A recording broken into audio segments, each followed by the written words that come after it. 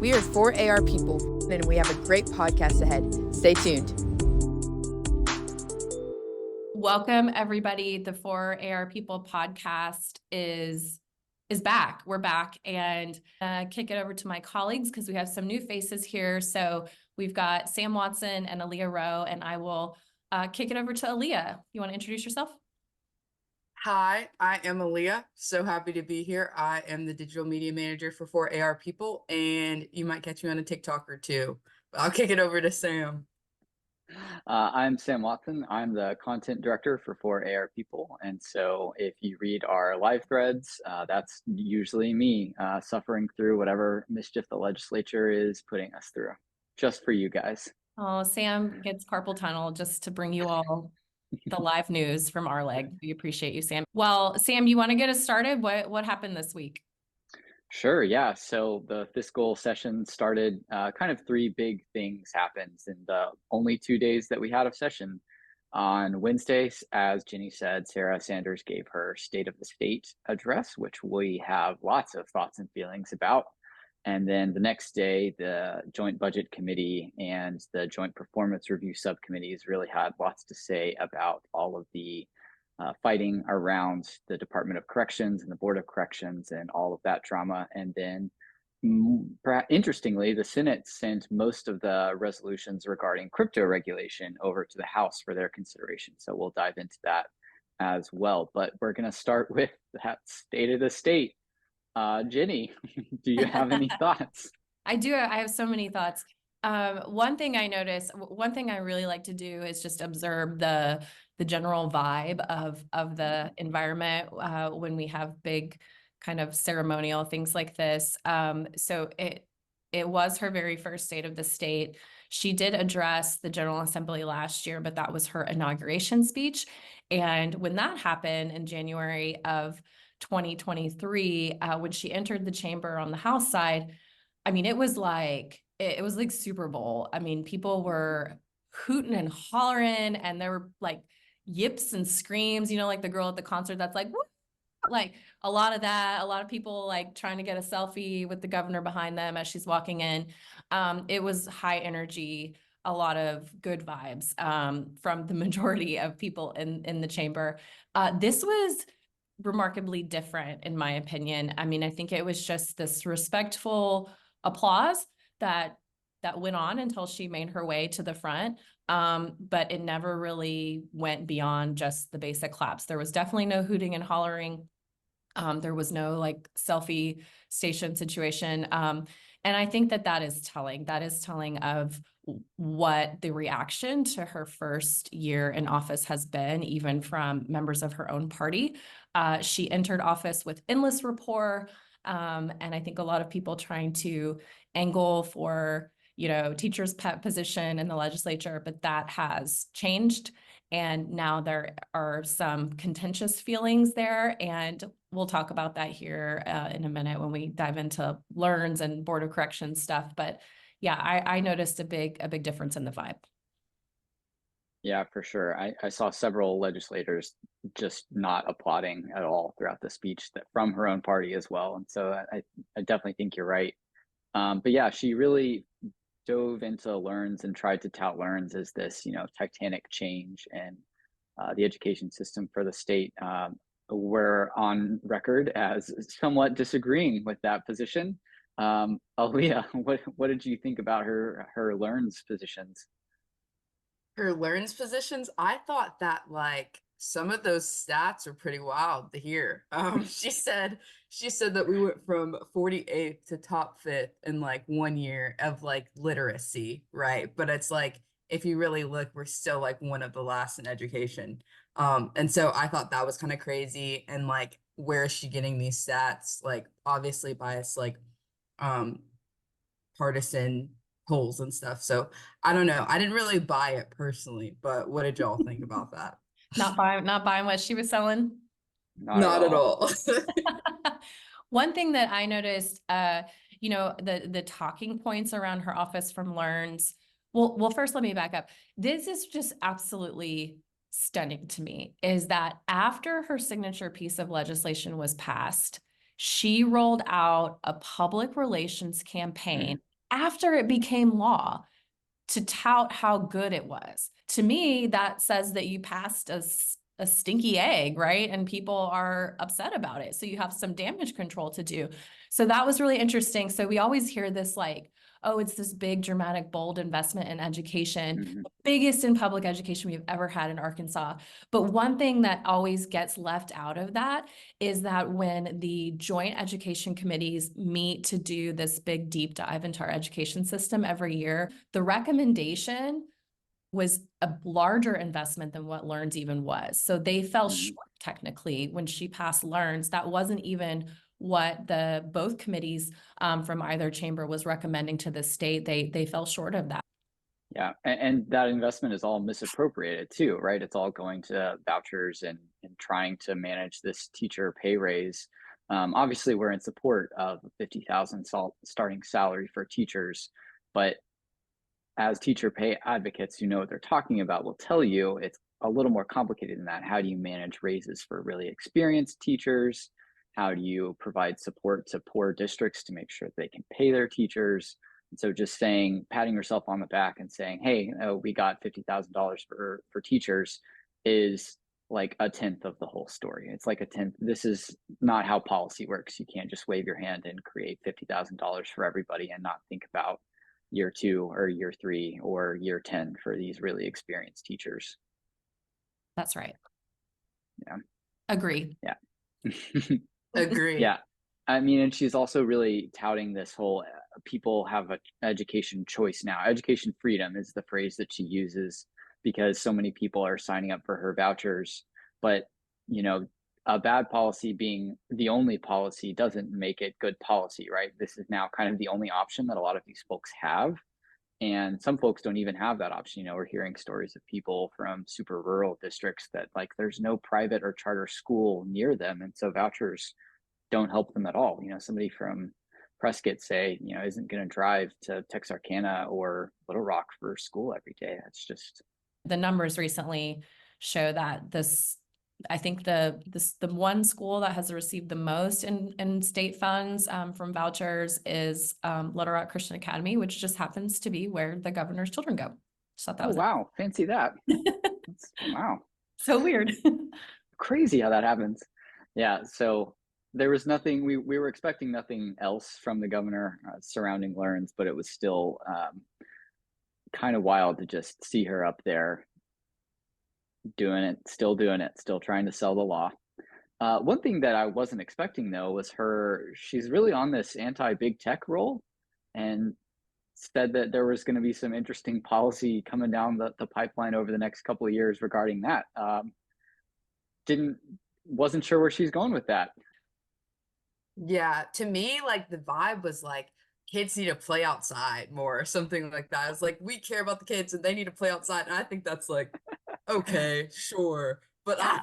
I am a social media girly. And so I know social media can be like toxic or whatever and like not good for kids. So I understand that, but it's like all about the intentions for me. It's like, why are you actually doing it, you know? Yeah. Yeah, this whole rhetoric around like parental rights only comes up when it benefits their position, and like these are decisions that parents typically make with like in conversation with their children. This is going to be a lawsuit you're going to lose, and you're just going to cost taxpayers so much money fighting this in court, and you're going to lose it. None of these lawsuits across the country, I guess we're technically still first in the nation, but like the lawsuit is, we've lost you know, at every level of the courts it's been to so far, and no reason to think any other similar lawsuit is gonna be at all successful. That's a really Yeah. good point that the like posturing through certain kinds of policy proposals that are not really Mm-hmm. substantive, they're more performative. I mean, I understand that there's a place for that for politicians because you do leverage your position to make points and you use policy to do that, even if it doesn't have a chance of passing, say if you are a legislator. But it's entirely different when you're the governor and your policy will pass, Mm-hmm. but it's not going to go anywhere and you're going to have to defend it in court and then use taxpayer resources to defend policy that's not actually going to go anywhere. It's going to get struck down.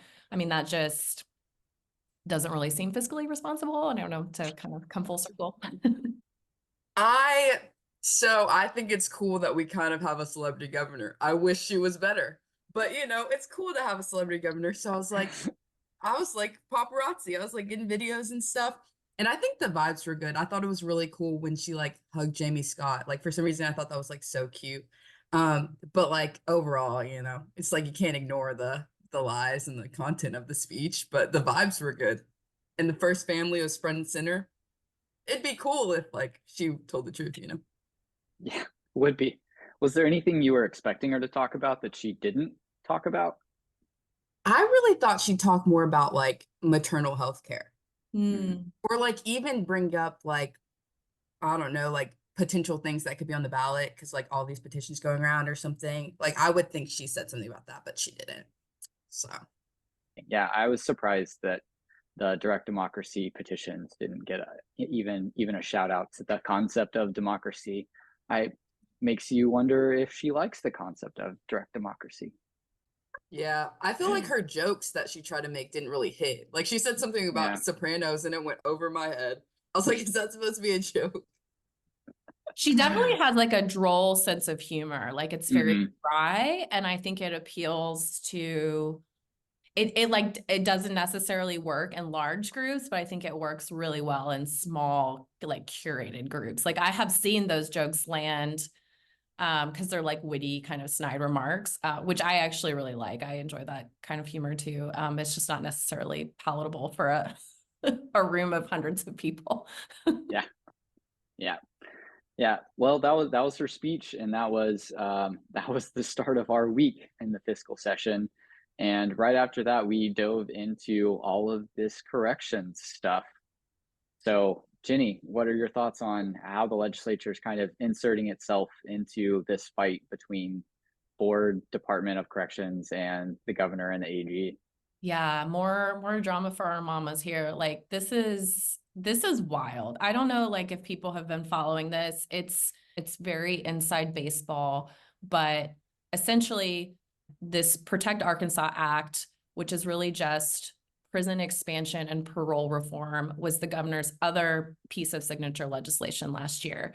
There was this big like press conference last year where she stood by the AG, and the AG kind of like manically rattled off all this stuff about like people on dirt bikes in the Chick-fil-A drive-through while he's trying to get his chicken biscuit, and how crime's like just out of control and blah, blah, blah, repeat offenders. So there is, of course, this rhetoric coming from state government, from the AG and from the governor in particular, that it's dangerous to live in Arkansas, especially if you live in Little Rock, that crime is out of control, that is the scare tactic, the propaganda tactic that they've been using to justify this policy that is really really only serves private prison systems. What happened was that she hired this guy from Arizona to be her Secretary of Corrections and to do all of her bidding to get this work done. He was kind of rubbing the wrong way with the Board of Corrections, which is this independent body appointed by the governor or past governors, and they have total autonomy. They were wildly offended that this person that she hired was working for her instead of working for them. And there was a rub there, and they suspended him. They were like, bye, you work for us and you're not doing your job. And then all hell broke loose. And it was this total fight between the governor and the Board of Corrections, who the chair, by the way, was appointed by Sarah's dad, former Governor Huckabee, Mike Huckabee. And so it was just this banana situation where it's like these old guard Republicans are really frustrated with her trying to like weaponize these systems for her advantage from like a PR standpoint. The lawyer that represents the state entity is usually the AG, but in this situation, the AG was clearly on the side of Governor Sanders and not the board. They hired outside counsel, and then they got kind of thrown under the bus because apparently they were allowed legally to hire outside counsel, but they didn't have any money to pay for it. So basically the legislature has entered the chat, and this is a big fight between the Board of Corrections and the governor's office and the AG. It's already a love triangle there. And then here comes the General Assembly. But to what end? Like, to what end? Nothing. Again, this board has full autonomy. I don't know if they're going to get like a slap on the wrist, or if there's going to be legislation on how a board, an independent board, can procure outside counsel moving forward. And that's what they were trying to say yesterday. But all of this is very complicated, and it just is like, again, total inside baseball, and it has really created a lot of fissures in the GOP. It's interesting to watch. Yeah, I think this is going to end up with creating some real daylight between some of the GOP senators and representatives and the governor's office. You know, they kind of rubber stamped a lot of her legislation in the last general session. But I think this is kind of an underlying theme that if you get to go to any of these meetings in person, you really get a sense of the vibe in the room, that there's a growing number of GOP representatives and senators that are really frustrated with the status quo, how deferential the legislature has been with Sarah Sanders. And I think this corrections dust up is kind of going to be a earthquake, if you will, create a lot of cracks between them and her office. I keep thinking about, Jimmy Hickey at one of the joint budget meetings just had this bone between his teeth about, the difference between 4.2 million and 3 million for county jail, reimbursements, which is, $1.2 million is nothing. Is chump change in this level of budget, but he is so frustrated with the status quo and with the way things are going that he would not let it go. And I think that's just kind of indicative of his broader frustration. And I think they're inserting themselves into this because with all this drama, nothing is actually getting done to, solve crime rates or solve any kind of problem whatsoever, right? And there are ways to help. There are, things we can do, but if we're all looking, trying to figure out who did what, when, and whether or not it was illegal, then we're not actually focused on the problems at all. The final big theme of the week is everyone's favorite, I didn't know anything about this a year ago, and now I know everything about it subject, and that is crypto. Because last general session, the legislature rushed through the Arkansas Data Centers Act, Act 851. There were no votes in the Senate. There was 1 no vote in the House, Wow. 2 non-voting senators, and 6 non-voting House members. Wow. That was the vote breakdown. I pulled that. I was a little curious because this has gone so poorly. And yep, they really, there's some egg on the legislature's face for this one. What the original act did was basically make it illegal for local governments, county, city governments to regulate noise, pollution, and any other kind of nuisance laws that were directly aimed at crypto and data mining centers. And so, of course, they all moved in immediately. They bought up a bunch of cheap land close to water and power sources. And, there are reports that they're just like dumping like storage containers and filling them up with these computers and fans. And residents are furious. It's really complicated, really frustrating stuff. But Jenny, what are your thoughts? This is like emblematic of why it's problematic to have big lobby have such outsized influence over state policy. Yeah. They find a legislator, they like pitch it, and this is lobby work. This is all it is, right? Lobby is just like a special interest trying to get a member of the legislature to run a piece of legislation and then to whip votes around it. But what is missing in all of this with big lobby is the due diligence. It's the due diligence on the behalf of state representatives who represent their people in their districts, and they need to, one, read the legislation that they're running. I'm not implying that Senator Bryan didn't do this, but this has happened before where someone cannot answer basic questions about their own bill. And it's because they didn't write it. It's because they actually don't know the impact. This is also indicative of why it's so important that we have robust discussion in committee meetings. And why Arkansans need to pay attention to what is happening in state government, because, to be quite honest, we miss this. It's our job to comb through all of this stuff and find stuff that looks fishy or sus and like go, okay, wait a minute, what would this do? Or has anybody thought about this? Or to dig into big lobby, who has the motivation or the intention to do X, Y, and Z? And is that actually good for Arkansans? We miss this too. So, I have a little bit of egg on my face. Like, we didn't pay any attention to crypto mining. This is just a negative example of why we need to pay attention on the front end and not just on the back end, right? Like we could have avoided a lot of this if we had just asked some of these questions before. Yeah. Aaliyah, you are one of the youth. Do you know anything about crypto? Because I don't, or at least I didn't until this week. I don't know anything about crypto. Like, is this Bitcoin? Like, is it the Yeah, same thing? You know? it is Yeah, Bitcoin, Aaliyah. And I even read that in North Carolina, in this Appalachian town, like right on the border with Tennessee. So it's Tennessee Valley Authority that does all of the grid there. And there was like rolling blackouts during a really bad winter storm to maintain the grid, but the freaking data mining center never lost power. So like residents were mandated to have their power cut off, but nobody was like, well, let's just leave the data center running. It's fine. Like, what the heck? That's messed up. It's a deeply frustrating, like, I think these lobbies use how complicated the underlying concept is to kind of make it sound like the whole thing is complicated, where it's like, at the end of the day, it's not that complicated to think that you don't want this, jet engine running within your town, right? And so, the senators have come back now and are willing to kind of crack open the sacredness of fiscal session being for fiscal matters to try and solve this now before, the next general session's a whole year away, right? Senator Missy Irvin has kind of seen what seems to me to be the middle road, where it would place statewide noise regulations, right? So it would cap the number of decibels that are allowed to, I guess, exist within a town or municipality. And then it kind of sets up down the line an opportunity for the state to regulate more carefully, like get together some kind of regulatory body.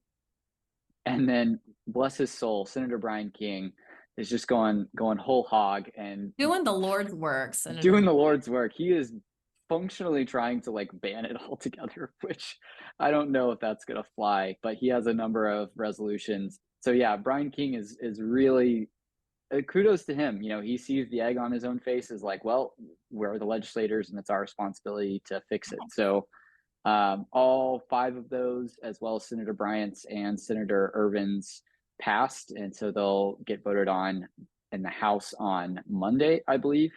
And if the House, whichever ones the House passes by a 2/3 majority, will then go to committee in bill form. So that is kind of a developing theme within the fiscal session, but we'll be watching it as closely as we can, and also teaching ourselves more about crypto so we can be more informed about it and not let this happen again, because this sucks.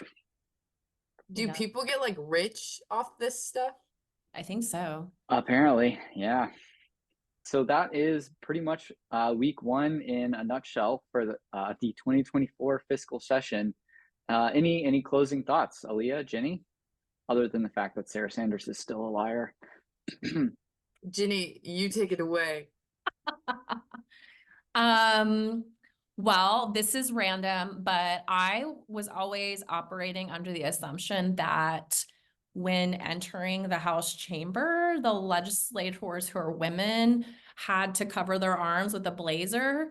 I remember that like being, I don't know, I've just like talked about it with my friends who are legislators in the past, or like, and I know the Senate can have different rules than the House and often does, but I noticed in assembly on Wednesday that there were several legislators not wearing a blazer. So right to Not you tattletaling.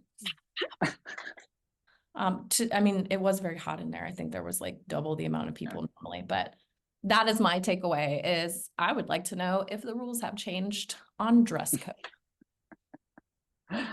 What an interesting takeaway. I know. My takeaway. Mine is like, she looks like good. Like, Oh, wait, are you talking about the governor? Yeah, like she walked in, I was like, oh god, she looks You were different. you were legitimately starstruck. I was. You and were that's like, you were crazy. freaking out. You were like, oh my God, it's a celebrity. I'm like, oh my god. I'm like standing over her, like all the videos. Yeah, we're all up in the gallery with our phones. I don't agree with her, but she is a celebrity. And if I had the No opportunity cap, to get you her thought it autograph- was cool. You thought it was cool. You said no cap. I did. Yeah, no Kizzy. I thought it was cool. And that's my takeaway. Sam, what's your takeaway? It's gonna be a short and not very sweet fiscal session, I think. That's my takeaway. I think the legislators are gonna flex their muscles and see how they can break away from the governor and her agenda. As a preview, at the end of this session, they will have elections for leadership for the next 2 years.